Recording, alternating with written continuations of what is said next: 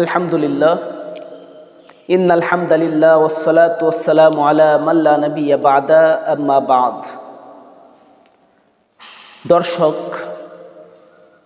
এক ভাই প্রশ্ন করেছে, যখন আজান হয় তখন কি নামাজ পড়া যাবে?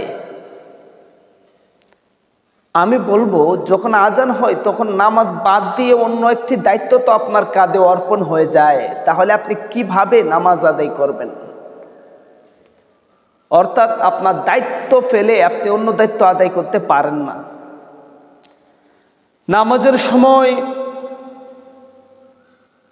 আজানের পরে, আজানের আগে, কিংবা আজান যখন হয় তখন আপনি নামাজ পড়লে আপনার দায়িত্ব ছুটে যাবে। আজানের সময় আপনার উপরে দায়িত্ব অর্পণ হয় আজানের জবাব। আর আজানের জবাব যদি আপনি দেন, এত বেশি নেকি আল্লাহ তাআলা আপনার আমলনামায় দান করবেন যে সেই নেকি পৃথিবীর মানুষ যদি সারা জীবন গণে, এরপরও সেই নেকি গুণে শেষ করতে পারবে না। দর্শক, আসুন আমরা জেনে নেই সেই আজানের জবাব কিভাবে দিব। প্রথমেই ইমাম মুয়াজ্জিন যখন বলবে আল্লাহু আকবার আল্লাহু আকবার, মুয়াজ্জিনের সাথেই 4 বার আল্লাহু আকবার আল্লাহু আকবার বলতে হবে। মুয়াজ্জিন এরপর 2 বার বলে আশহাদু আল্লা ইলাহা ইল্লাল্লাহ, আপনাকেও মুয়াজ্জিনের সাথে সাথে আশহাদু আল্লা ইলাহা ইল্লাল্লাহ 2 বার বলতে হবে। এরপর মুয়াজ্জিন যখন বলে আশহাদু আন্না মুহাম্মাদুর রাসূলুল্লাহ, আপনাকে আশহাদু আন্না মুহাম্মাদুর রাসূলুল্লাহ 2 বার বলতে হবে।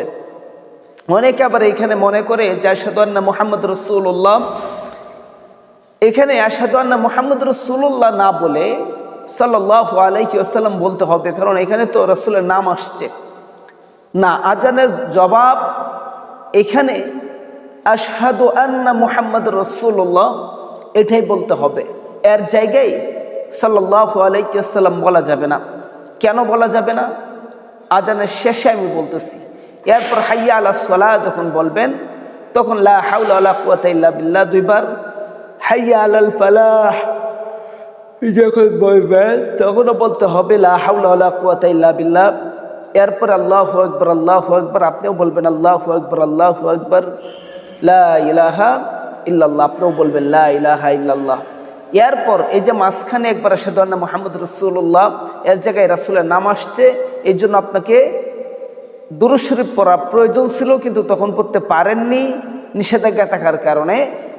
আজানের শেষে আপনি দুরূদ শরীফ পড়ে নেবেন। দেখুন, প্রত্যেকটি আমল দোয়া দিয়া শেষ হয়েছে, আর প্রত্যেকটি দোয়ার আগে দুরূদ শরীফ রয়েছে।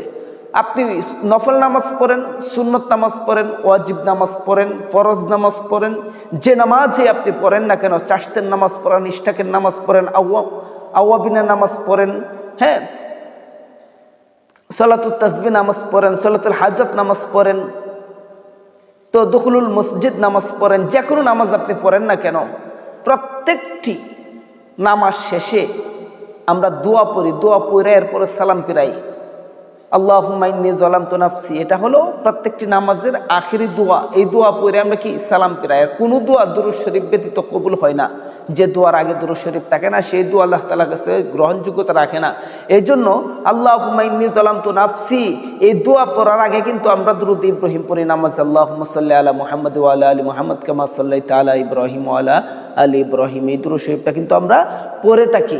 এই জন্য আজানের পরেও দোয়া রয়েছে, আজানের পরে দোয়া, এই দোয়ার আগেও আমাদের দুরূদ শরীফ পাঠ করতে হবে।